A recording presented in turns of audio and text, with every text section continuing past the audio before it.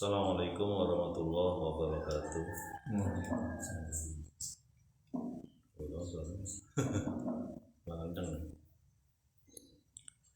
Alhamdulillah alladzi arsala rasulahu bil huda wa dinil haqq liyuzhirahu 'alad dini kullihi walau karihal kafirun. Asyhadu an la ilaha illallah wa asyhadu anna Muhammadan abduhu wa rasuluhu la nabiyya ba'dah. Allahumma shalli wa sallim wa barik ala sayyidina Muhammadin wa ala alihi wa sahbihi ajma'in. Ayyuhan nas ittaqullaha haqqa tuqatih wa la tamutunna illa wa antum muslimun. Sadaqallahu wa sadaqa rasul karim. Alhamdulillahirabbil alamin. Jamaah Kampung Taqwa astagfirullah dan siapapun teman-teman yang mendengar melihat siaran ini, kita bisa kembali lagi untuk menyimak kata-kata Al-Quran. Sudah hampir 1 pekan ya, kita tidak bisa hadir. Mudah-mudahan kita bisa teruskan kembali.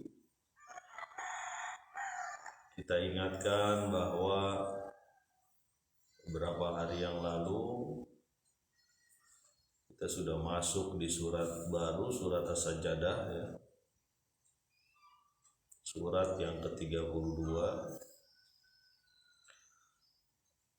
Kita sudah bahas juga di ayat 4 dan ayat 5 ya. Allah lah yang menciptakan langit dan bumi dan apa yang ada di antaranya selama 6 masa. Kemudian dia beristiwa di atas arsy. Tidak ada bagi kita semua selain dia yang menjadi penolong dan pemberi syafaat. Dan Allah mengatur seluruh urusan dari langit hingga ke bumi. Kemudian seluruh urusan tersebut naik kepadanya dalam 1 hari yang kadarnya 1000 tahun terhadap apa yang kita perhitungkan. Yang kita sudah pernah pelajari waktu itu. Mari kita lanjutkan di ayat yang ke-6 surat As-Sajdah. Bismillahirrahmanirrahim. Dzalika 'alimul ghaibi wasyahadatil azizur rahim. Demikianlah karena dia yang mengetahui yang gaib dan yang nyata, dan dia maha perkasa lagi maha berkasih sayang, maha rahim.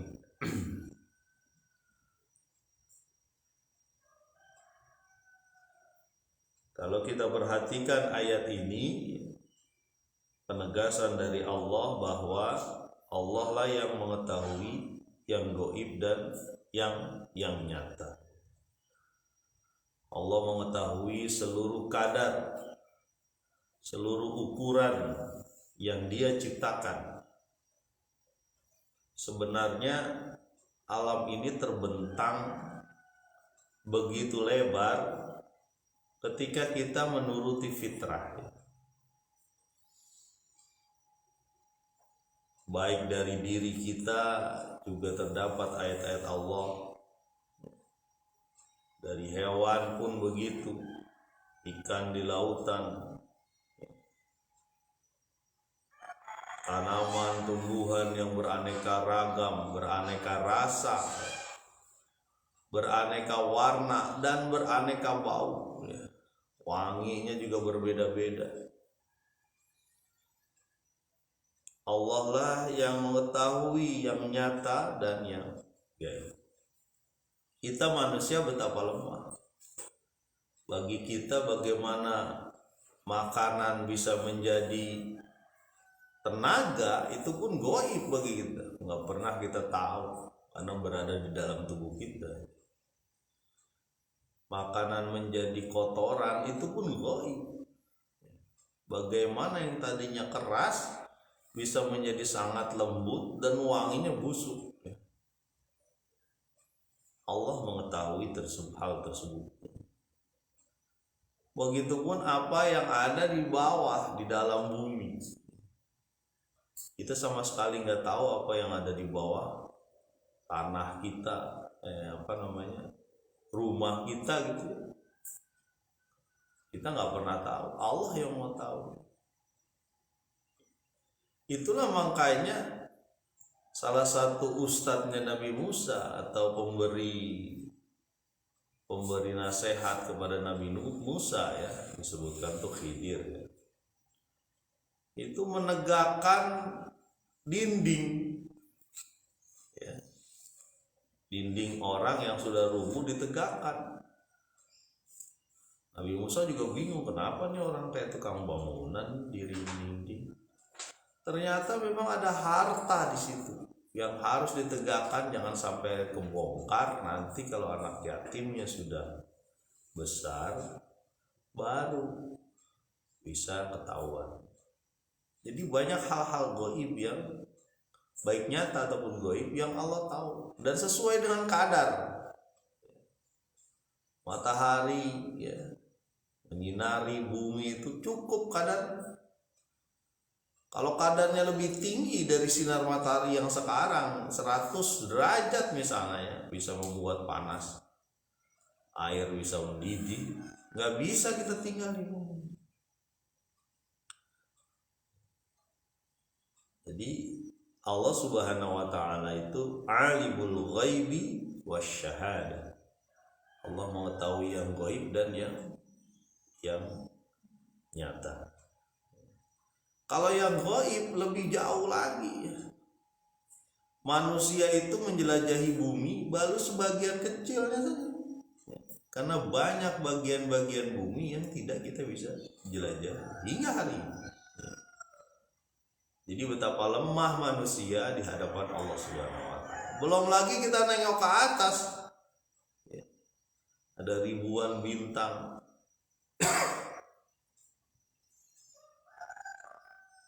Arah ya, gerak bulan pun begitu ya. Dan sesuai dengan keadaan, nggak pernah melenceng sampai waktu yang Allah tentukan. Jadi betapa manusia begitu sombong jika tidak datang kepada Allah. Di diri dia sendiri itu ada sesuatu yang membuat dia hidup dan nyaman ya.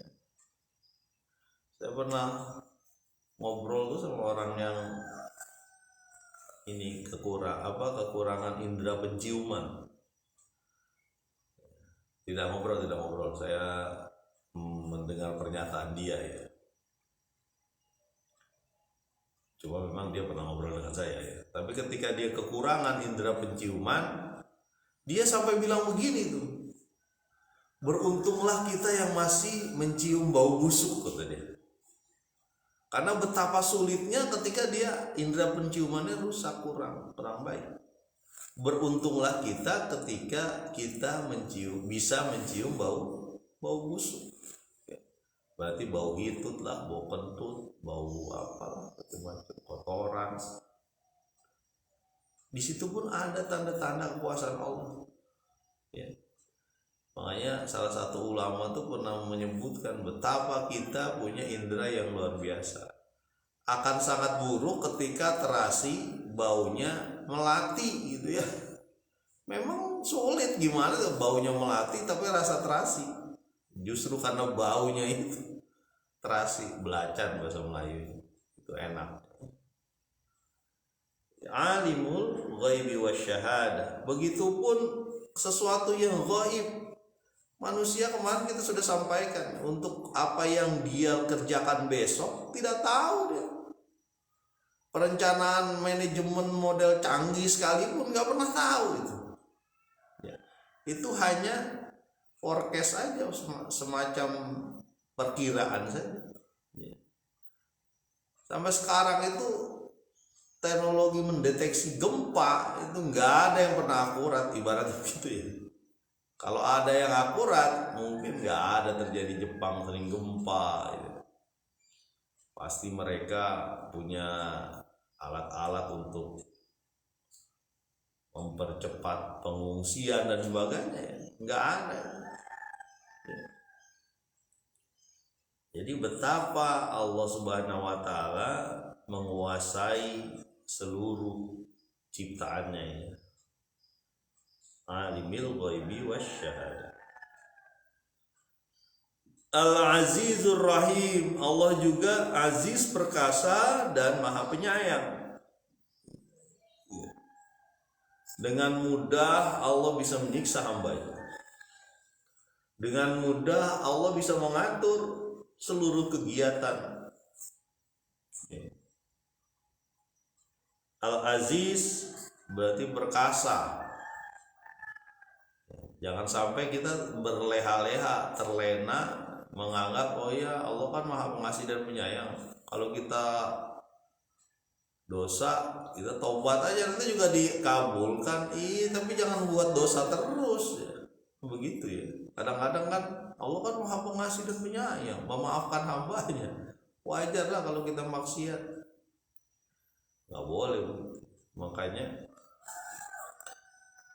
kita berusaha lah untuk menjaga diri ya, dari larangan-larangan Allah. Aziz karena bisa menyiksa. Bagaimana umat-umat terdahulu tuh ya, yang sekarang udah jadi peninggalan-peninggalan ya, ada yang ditenggelamkan lewat hujan batu ya. Ada yang diteriaki dengan teriakan atau suara yang begitu dahsyat sampai mati bergelimpangan. Ada yang kena ditenggelamkan ke bumi, korun gitu ya. Bumi yang tadinya dia nyaman untuk diinjak-injak lalu memakan dia sampai seluruh hartanya. Jadi kalau kata saya tuh seperti ini tuh, seperti orang yang tidak mau membayar zakat lah. Kan korun gitu. Dia tidak menyebutkan dia itu ingkar kepada Allah, enggak. Tapi dia tidak mau mengikuti aturan Allah. Sampai ditenggelamkan. Kalau Fir'aun lebih jelas lagi ya. Dengan gampangnya dia bunuh banyak anak Bani Israel ya, jadikan budak, dibunuh, disembelih, yudzabihuna abna'ahum wa yastahyuna nisa'ahum. Ya, disembelih. Luar biasa nih, merasa sombong lah gitu kan, sampai bilang kepada Haman itu kan. Haman bikin itu. Asbab, bikin itu bangunan yang bisa melihat Allah. Saya melihat Tuhannya Musa. Saya pikir dia bohong. Ya. Kalahnya cuma air laut ya. Sesuatu yang kita nikmati, kita senangi ya. Air laut itu kan kita senangi, itu jadi bahan kematiannya Firaun. Jadi gampang aja Allah hancurkan. Pak itu kan zaman dulu Pak. Kalau sekarang ada apa enggak ya? Ada aja. Kan pernah saya cerita waktu itu ya. Ada orang yang korupsi 570 juta. 570 juta. Persis sama di dunia aja udah dibalas. Apa yang dibalas? Dia harus mengobati anaknya yang kena narkoba, direhabilitasi sejumlah uang 570 juta. Persis banget dengan yang dia korupsi. Jadi Allah balas itu di dunia. Mudah-mudahan dia taubat tuh. Ya. Jangan sampai udah begitu, tapi jangan nunggu begitu dulu baru kita taubat, enggak ya. Jadi Masya Allah kalau kita lihat ya,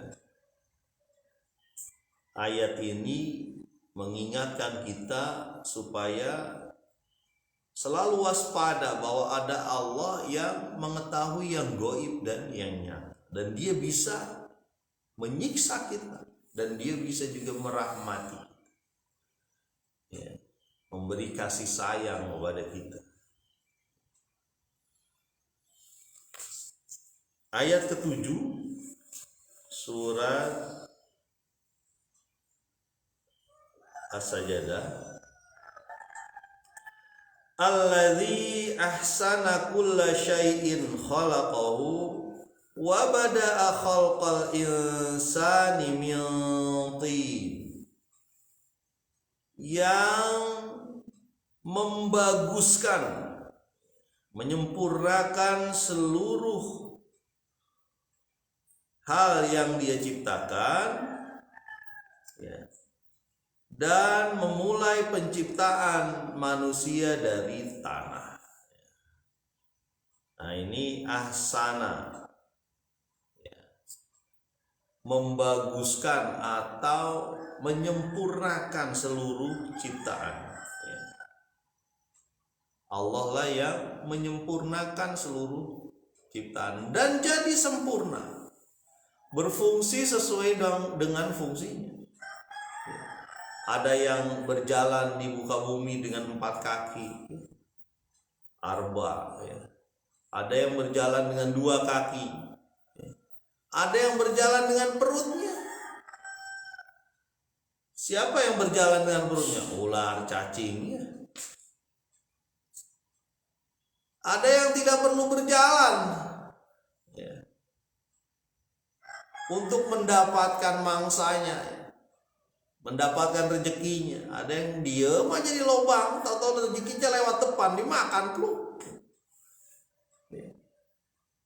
Bagaimana Allah menciptakan sangat sempurna, ya, dan cukup.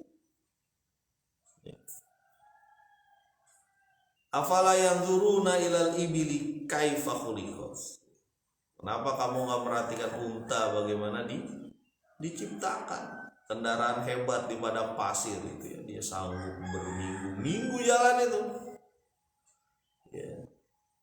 Dia bisa minum yang banyak, menyimpan air, ya.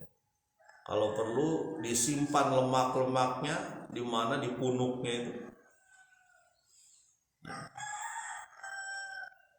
Itu onta tuh kita nggak begitu kebayang, ya, karena onta paling adanya di TV, ya, atau pernah ngeliat di kebun binatang, ya. Tapi itu pun diingatkan sama Allah betapa penciptaan onta pun luar biasa, gitu. Dia punya hidung yang bisa nutup ini, nutup apa? Sehingga ketika ada badai pasir dia bisa ini. Kita kan nggak sampai ketutup, ya, kalau manusia ini nggak bisa lah, tapi onta bisa. Kemudian dia pipis itu sangat sedikit onta itu, sehingga dia bisa mempertahankan kadar air di